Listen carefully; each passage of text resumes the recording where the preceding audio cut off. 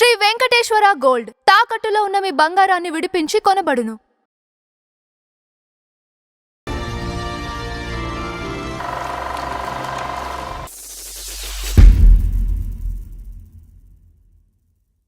నమస్కారం నంద హరిచంద్ర గారు. నమస్కారం రాజబాబు గారు. పోతిన శ్రీనివాసరావు గారు సో మొదటి థియేటర్ ఓనర్ ఆంధ్రప్రదేశ్లో, ఉమ్మడి ఆంధ్రప్రదేశ్లో మొదటి థియేటర్ ఓనరు, కట్టింది ఆయనే, ప్రదర్శనశాలని, మూకీ చిత్రాలను ప్రదర్శించింది కూడా ఆయనే. Correct correct. సో ఆయన కుమారుడు అయినటువంటి డూండి గారి గురించి ఈ రోజు వెరీ గుడ్. ఓకే. ఎందుకంటే ఆయనకు 3 కుమారులు అని చెప్పాను నేను, అంత దాంట్లోనే చెప్పాను. అవును. ఇప్పుడు రెండో కుమారుడు డూండి గారు. డూండి గారికి బాగా ఎక్కువగా కృష్ణ గారితో సినిమాలు తీశారు, మీకు గుర్తుండే ఉంటుంది. ఆయనకి 3 కుమారులు అండి. సురేంద్రనాథ్ బెనర్జీ, డూండేశ్వరరావు, బాబ్జీ. వీళ్ళందరూ యాక్టివ్గా సినిమాల్లో ఉన్నారు. కృష్ణ గారితో ఎక్కువ సినిమాలు తీశారు. డూండేశ్వరరావు గారు, బాబ్జీ ఎక్కువగా యాక్టివ్గా ఉండేవాళ్ళు సినిమాలు తీసినప్పుడు. గూఢాచారి 116, తర్వాత బందిపోటు, శాంతి నివాసం, ఈ పిక్చర్లన్నీ వాళ్ళు తీసినాయి. ఎవరు మన తీసినాయి. ఎవరితో తీశారు దానికి ఒక కథ ఉంది. చెమ్మియా డిస్ట్రిబ్యూటర్స్ అని ఉండేది ఇదివరకు. లవకుశ కూడా చెమ్మియా డిస్ట్రిబ్యూటర్సే డిస్ట్రిబ్యూట్ చేశారు. సుందర్లాల్ నాహతా ఆయన అది పెట్టుకున్నాడు ఆయన. అక్కడి నుంచి వచ్చారు అటు నార్త్ నుంచి. చెమ్మియా డిస్ట్రిబ్యూటర్స్ అంటే లవకుశలో బాగా సంపాదించారని అక్కడ పేరు. లవకుశ డిస్ట్రిబ్యూట్ చేసింది వాళ్ళే 63లో. ఎంత కలెక్షన్ అబ్నార్మల్ కలెక్షన్స్ అప్పుడు. బళ్ళు కట్టుకుని చూశారంటే లవకుశ నుంచి. చెమ్మియా డిస్ట్రిబ్యూటర్స్. ఇక వాళ్ళు అప్పట్లోనే ఎంత సంపాదించారో ఆలోచుకోండి. అలాంటి సుందర్లాల్ నాహతా గారు పిక్చర్లన్నీ మారుతి టాకీస్లో రిలీజ్ అయ్యాయి. మారుతి శ్రీనివాసరావు గారి థియేటర్లో రిలీజ్ అయ్యాయి. అలాగే డూండి గారికి పరిచయం నాహతా గారు. నాహతా గారు డూండి గారి పరిచయం. మీరు నిర్మాతల పేరు సుందర్లాల్ నాహతా, డూండి అని ఉంటారు చూసారు, వీళ్ళే. అన్నిటికీ బందిపోటు కూడా సుందర్లాల్ నాహతా, రాజ్యలక్ష్మి పిక్చర్స్ సుందర్లాల్ నిర్మాతలు సుందర్లాల్ నాహతా, డూండి. సరే, శ్రీనివాసరావు గారు డూండి అని ఎందుకు పెట్టారంటే దానికి ఒక ఇది ఉంది. కాశీలోని వినాయకుడిని డూండేశ్వరరావు అంటారు. డూండి అంటారంట ఆయన, అందుకని డూండేశ్వరరావు అని పెట్టారు. కాశీలోని వినాయకుడిని డూండి అంటారంట. డూండేశ్వరుడు ఏదో, డూండేశ్వరుడు కాశీలోని వినాయకుడిని. అందుకని డూండి గారికి ఆ కాశీలోని వినాయకుడి పేరు పెట్టారు, డూండేశ్వరరావు. సరే, ఇలాగా అంచేత ఈ పరిచయం ఉంది కదా శ్రీనివాసరావు గారి థియేటర్లో. ఆయన పిక్చర్స్ అన్నీ రిలీజ్ అవుతూ ఉండేవి అప్పట్లో, అంతే కదా మరి. ఈ మారుతి టాకీస్లో ఎక్కువగా ఆ చెమ్మియా పిక్చర్స్ కానీ, సుందరానంద డిస్ట్రిబ్యూటర్స్ కానీ పిక్చర్స్ అన్నీ దీంట్లోనే వేసేవాడు ఆయన థియేటర్లో. ఆ తర్వాత ఎక్స్టెన్షన్ చేసిన తర్వాత వేరే విషయం. సో ఆ పరిచయంతో డూండికి నాహతా గారికి బాగా పరిచయం. మెడ్రాస్ వచ్చిన తర్వాత వీళ్ళు సినిమాలు తీయటం మొదలుపెట్టారు. సరే, బిగినింగ్లో అసలు బిగినింగ్ మొట్టమొదటి వచ్చినప్పుడు ఈ డిస్ట్రిబ్యూటర్ కదా, నాహతా గారు డిస్ట్రిబ్యూటర్ కదా, ఆ పరిచయంతో ఒకసారి ఏం చేశాడంటే వచ్చిన కొత్తలో డూండి గారిని తీసుకెళ్ళి వాహిని స్టూడియోకి వెళ్ళాడు. ఎవరు? నాహతా గారు. నాహతా గారు వాహిని స్టూడియోకి వెళ్తే నాగిరెడ్డి గారికి పరిచయం చేశాడు. నాహతా గారు బాగా పాపులర్ కదా, ఇది ఎప్పటి నుంచో. డూండి గారు అంటే తర్వాత నెక్స్ట్ జనరేషన్. నాహతా గారు నాగిరెడ్డి గారు పనిచేశారు. ఇతని వాగ్దాటి చూసి, డూండేశ్వరరావు గారు మాట్లాడిన విధానం చూసి చాలా తెలివైన వాళ్ళ ఉన్నాడని చెప్పేసి నాగిరెడ్డి గారు ఇది చెప్పాడంట, ఒక విషయం చెప్పాడు. నాయన, నువ్వు బాగా తెలివైన వాళ్ళ ఉన్నావు, నాకు ఒక జడ్జిమెంట్ చెప్పు, ఒక సినిమా చూడు, ఆ సినిమా చూసి ఎలా ఉందో చెప్పు అన్నాడు. అది రంజన్ యాక్ట్ చేసిన మలయల్ తిరుడన్ అనే సినిమా ఉంది, తమిళ సినిమా. చూడమన్నాడు. చూడమని చూపించాడు. చూపిస్తే చాలా బాగుంది సార్ అన్నాడు. బాగుంది సార్, అయితే ఒక పని చేయను, ఆయన నాకు ఒక చిన్న సాయం చేసి పెట్టాలన్నాడు. ఏంటి చెప్పండి సార్ అన్నాడు. అంటే డూండి సమర్థుడని నాగిరెడ్డి గారు ఫస్ట్ గ్రహించాడు. ఇది గ్రహించాల్సింది. ఏంటి చెప్పండి సార్ అన్నాడు. ఏం లేదయ్యా, ఆ ప్రొడ్యూసర్ నాకు 24,000 రూపాయలు బాకీ ఉన్నాడు, అది కొంచెం వసూలు చేసి పెట్టు అన్నాడు. ఆలోచించాడు డూండి, ఇదేంటి ఏదో నన్ను వాడుకో చూస్తున్నాడే, అసలు నాకు దీనికి ఏ సంబంధం, అంతే కదా న్యాచురల్గా. అంటే నన్ను ఏదో అంటే కొంచెం స్ట్రిక్ట్గా మాట్లాడతాడు డూండి గారు. ఎవరితోనైనా కొంచెం పద్ధతిగా స్ట్రిక్ట్గా, అది అర్థమైపోతుంది కదా. ఇప్పుడు నన్ను చూసి అనుకోండి ఇలా మాట్లాడుతున్నాడు అంటారు కదా, ఆ. అలాగే డూండి గారిని కూడా ఆ, నాగిరెడ్డి గారు అంచనా వేశాడు. ఉమ్. సో వీడికి అప్పచెప్తే ఇచ్చేస్తాడని ఒక టెస్టో లేకపోతే ఒకటి అని అప్పచెప్పాడు. 24,000 రూపాయలు ఇవ్వాలి, నేను వసూలు చేసి పెట్టన్నాడు. ఉమ్. అప్పుడు ఆ, డూండి గారు ఒక మాట అన్నాడు, సర్లేండి 24,000 ఇవ్వాలన్నారు కదా, ఈ సినిమా నేనే తీసుకుంటాను, డబ్బింగ్ రైట్స్ డబ్బింగ్ చేసేసుకుంటాను, ఆ 24 రూపాయలు నేను ఇచ్చేస్తానండి అని చెప్పి ఇది తీసేసుకున్నాను. ఓకే. తీసుకుని డబ్ చేశాడు. ఉమ్. డబ్బింగ్ చేస్తే అది సూపర్ హిట్ అయింది.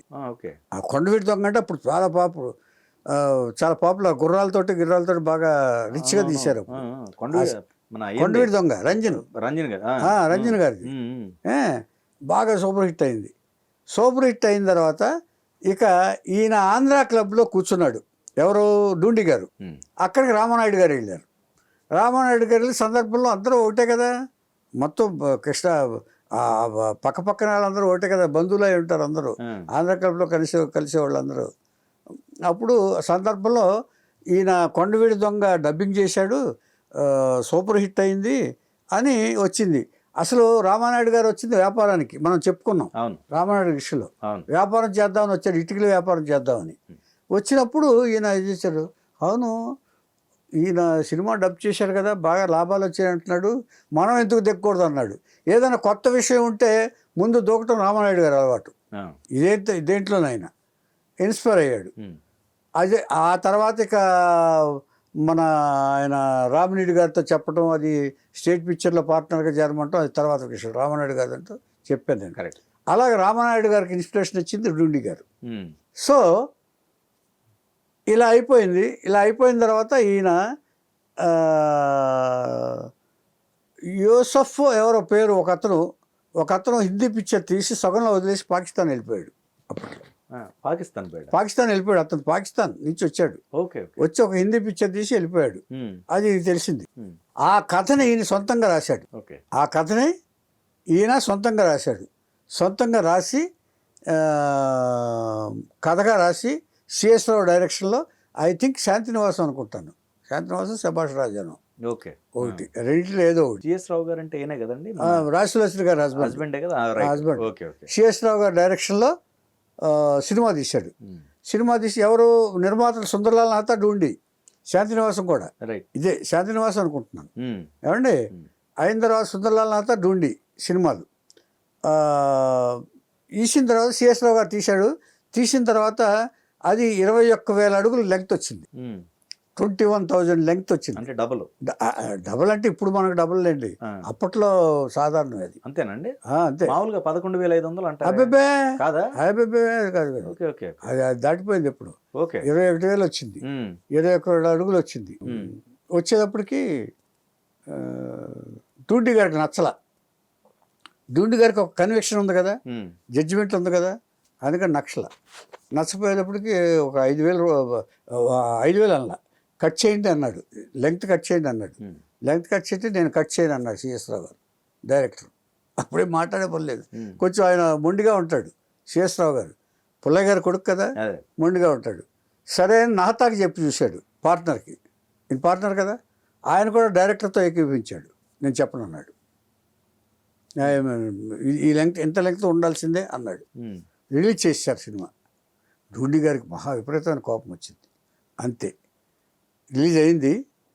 ఒక ఎడిటింగ్ కుర్రాడు తీసుకున్నాడు. ఎడిటింగ్లో కుర్రాడు రాజలక్ష్మి అని మెడ్రాస్లో ఎడిటింగ్ రూమ్ కూడా ఉండేది, గుర్తుందో లేదు మీకు? ఈయనకి డూండి గారికి కోపం వచ్చింది. కనిది డూండి గారికి వీళ్ళు 21,000 లెంగ్త్ కట్ చేయను అనేసరికి డూండి గారికి కోపం వచ్చింది. ఏం చేయాలని ఆలోచించాడు. ఇక ఏం చేయటమే ఉంది, తన దారిలో వెళ్ళటమే అనుకున్నాడు. ఒక ఎడిటింగ్ కుర్రాడు తీసుకున్నాడు. ఎడిటింగ్ కుర్రాడు తీసుకుని మొత్తం ఆంధ్రదేశం అంతా పర్యటించాడు, ఇంక్లూడింగ్ తెలంగాణ అన్నీ కలిపి పర్యటించి థియేటర్కి వెళ్ళి ఒక్కొక్క థియేటర్లో ఒక్కొక్క ప్రింట్లో 5,000 అడుగులు కట్ చేశాడు. ఈయనే మొత్తం ఏమైతే అనుకున్నాడో రాసుకుని వెళ్ళాడు. ఇక్కడ ఎడిటింగ్ రూమ్లో పాజిటివ్ ఉంటుంది కదా, ఆ పాజిటివ్లో మార్క్ చేసుకున్నాడు. ఎడిటింగ్ రూమ్ కుర్రాడు చేత మార్క్ చేయించాడు. ఇక్కడి నుంచి ఇక్కడ దాకా, ఇక్కడి నుంచి ఇక్కడ దాకా, ఇక్కడి నుంచి ఇక్కడ దాకా అని. ఇది ఈజీయే. అక్కడికి వెళ్ళి థియేటర్లో ప్రింట్లో మొత్తం కట్ చేసి పారేసి 16,000 లెంగ్త్ తీసుకొచ్చాడు. 5,000 కట్ చేశాడు. వీళ్ళు వెళ్ళారు, ఇలా వెళ్ళారని తెలిసి వీళ్ళిద్దరు వెళ్ళారు, పైకి వెళ్ళారు. నాతా గారు డైరెక్టర్ గారు వెళ్ళారు. చూస్తే కట్ చేస్తుంది. మొత్తం ఆల్ థియేటర్స్ కట్. ఉమ్. 16,000 అడుగు ఉంది. సినిమా చూశారు, సక్సెస్ అయింది. ఓకే. 16,000 కూడా సక్సెస్ అయింది. ఉమ్.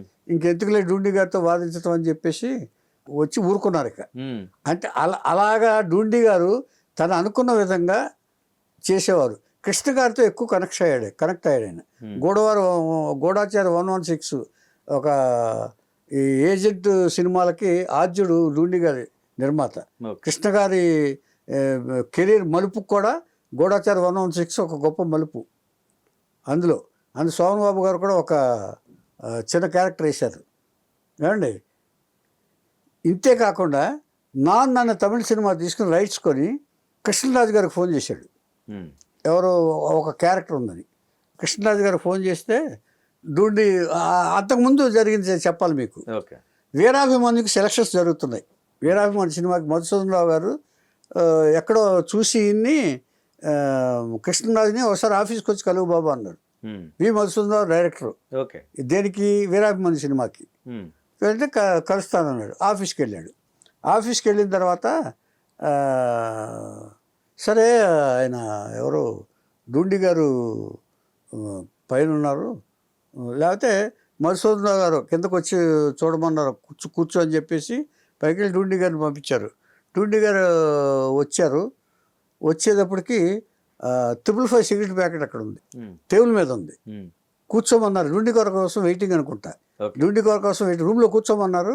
డూండి గారు వచ్చారు, చూశారు. టేబుల్ మీద సిగరెట్ ప్యాకెట్ ఉంది, 555 సిగరెట్ ప్యాకెట్ ఉంది. ఎవరిదన్నది? నాదేనని చెప్పి తీసుకున్నాడు.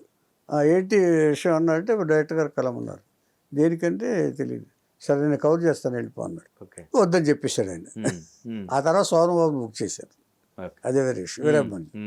ఈ తర్వాత ఈ ఇన్సిడెంట్ జరిగిన తర్వాత నేనే పిక్చర్కి ఫోన్ చేశాడు కృష్ణరాజు గారికి. ఒక పిక్చర్ ఒక క్యారెక్టర్ని చేస్తా అంటే కుర్రాడు బాగుంటాడు కదా. కృష్ణరాజు గారు జెజెంటిక్ పర్సనాలిటీ, 6 feet. దాంట్లో ఎవరు సందేహం లేదు.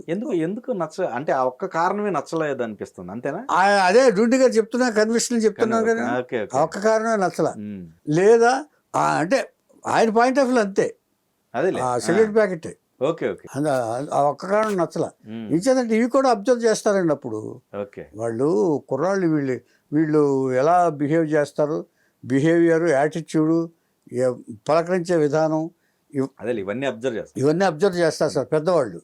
ఎందుకంటే అంటే వాళ్ళు ఒక డిసిప్లైన్డ్ ఫ్యామిలీ నుంచి వచ్చారు. పోతిరి శ్రీనివాసరావు గారు అంటే ఒక డిసిప్లైన్డ్ ఫ్యామిలీ. ఏం చేద్దంటే వాళ్ళు ఎంత ఇది చేసుకున్నా ఆ డిసిప్లిన్ మెయింటైన్ చేస్తారు. ఆ డూండేశ్వరరావు గారు కూడా అంత గొప్పగాను మెయింటైన్ చేశాడు ఆయన, ఇండస్ట్రీలో ఉన్నా కూడా, ఆయన సినిమాలు చేస్తే కూడా. ఏమండి ఇది అయిన తర్వాత ఫోన్ చేశాడు. క్యారెక్టర్ ఉందన్నాడు. క్యారెక్టర్ ఉందంటే సరే ఏ క్యారెక్టర్ సార్ అన్నాడు. ఈయన కూడా ఎందుకంటే ఫస్ట్ అనుభవం అయింది. అనుభవం కాదు అసలు. కృష్ణరాజు గారు ఇండస్ట్రీలో ఎప్పుడు కూడా కేర్లెస్గానే ఉండేవాడు. ఎప్పుడు ఎవరికి రాజులు కదా ఇంట్లోకి బోల్డ్ డబ్బులు వచ్చేది. రాజావారు తన మెయింటెనెన్స్ కూడా అందరిని మేపేవాడు ఈయన. పాండి బజార్లో ఆర్టిస్టుల దగ్గరగా ఆర్టిస్టులు అందరూ ఈయన దగ్గర చేరేవాళ్ళు. డబ్బున్నాడు కదా, న్యాచురల్గా చేస్తారు కదా. అలాంటి క్యారెక్టరు కృష్ణరాజు గారు. అవనత సరస్కుడు అని అన్నాడు నారాయణ రెడ్డి గారు, అంటే తలవంతన వీరుడు అని. కృష్ణరాజు గారు ఎప్పుడు కూడా తలెత్తుకునే ఉంటాడు. అలాంటి క్యారెక్టర్. డూండి గారు ఫోన్ చేయగానే ఏ క్యారెక్టర్ సార్ అన్నాడు. విలన్ అన్నాడు. నేను చేయను సార్ అన్నాడు. ఫోన్ పెట్టేశాడు. ఆలోచించుకో అన్నాడు ఆయన డూండి గారు. ఆలోచించుకో, చాలా మంచి క్యారెక్టరు అని అన్నాడు. అదే ఫస్ట్ అనుభవం ఆయన బాగా ఇదే. ఆ తర్వాత అనేటప్పుడు ఆలోచించాడు. అంటే ఎలాగైనా కెరీర్ కూడా కావాలి కదా. ఇప్పుడు పట్టుదలతో ఉన్నాడు ఈయన. ఒకసారి కృష్ణరాజు గారి ఇష్యూలు చెప్తాను నేను. అంతకుముందు ఫెయిల్ అయితే పట్టుదలతో ఉన్నాడు. సరే ఆలోచించాడు. తనకి అప్పటికి చిలకా గోరింక అయింది. డైరెక్టర్ ప్రత్యేకాత్మ గారు చిలకా గోరింక తీశారు. ఖాళీగా ఉన్నాడు. చిలకా గోరింక ఫ్లాప్ అయింది. సో అందుకని ప్రత్యేకాత్మ గారి దగ్గరికి వెళ్ళాడు. ఫస్ట్ ఇలాగ ఆఫర్ వచ్చింది సార్, విలన్ అంటున్నారు సార్, నేను చేయనని చెప్పాను సార్ అన్నాడు. తప్పు నాయన, ఎప్పుడు కూడా ఏదో నటుడికి హీరో విలనా అని కాదు, ఎప్పుడు కనపడుతూ ఉండాలి. ఎప్పుడు కూడా నటుడు అనేవాడు ఎప్పుడు కూడా ఏదో సినిమాలో కనపడుతూ ఉండాలి. మళ్ళీ నువ్వు అవకాశం రావచ్చు, మళ్ళీ హీరో కావచ్చు, దానికే ఉంది. ఇప్పుడు విలన్తో ఆగిపోతుందని నీ కెరీర్ అనుకోక్కర్లేదు, నీకు మంచి భవిష్యత్తు ఉంది, నువ్వు ఒప్పుకో అన్నాడు. ఓకే. సాటిస్ఫై కాలే. మళ్ళీ ఎల్వి ప్రసాద్ గారి దగ్గరికి వెళ్ళాడు. ఎల్వి ప్రసాద్ గారితో కూడా కనెక్షన్ ఉంది. ఎల్వి ప్రసాద్ దగ్గరికి వెళ్ళాడు. ఆయన కూడా ఇదే సలహా చెప్పాడు, ఒప్పుకో మంచి క్యారెక్టర్ అయితే.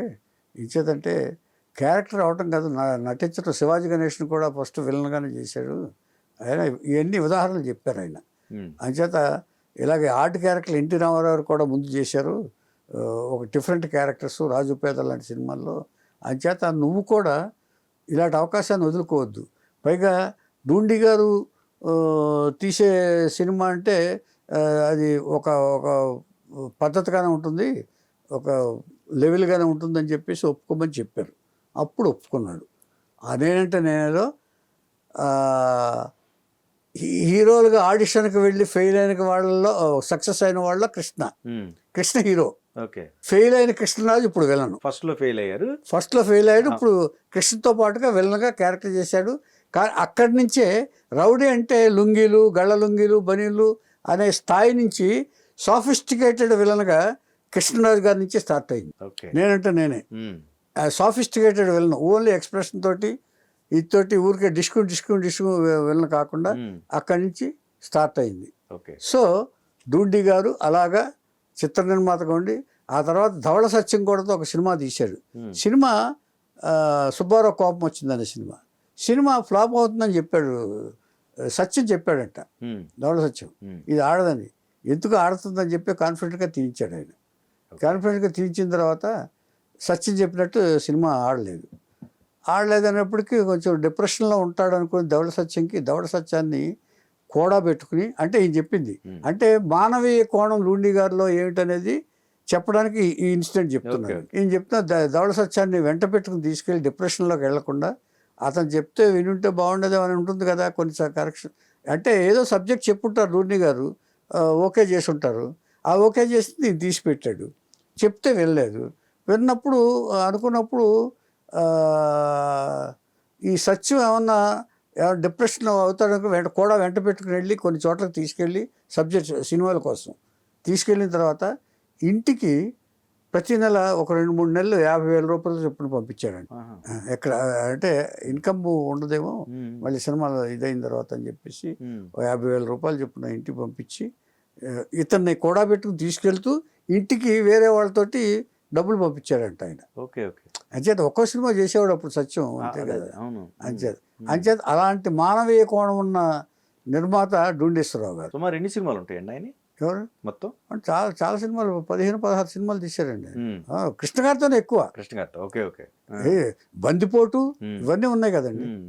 బందిపోటు, శాంతినివాసం, శభాష్ రాజా ఇవన్నీ వాళ్ళు తీస్తే అన్ని హిట్సే దాదాపుగా. అంచేత పోతినవారి ఫ్యామిలీ అది. అంచేత డూండేశ్వరరావు గారు ఒక మంచి నిర్మాతగా పేరు పొందారు. కృష్ణ గారికి చాలా ఇష్టమైన నిర్మాత డూండేశ్వరరావు.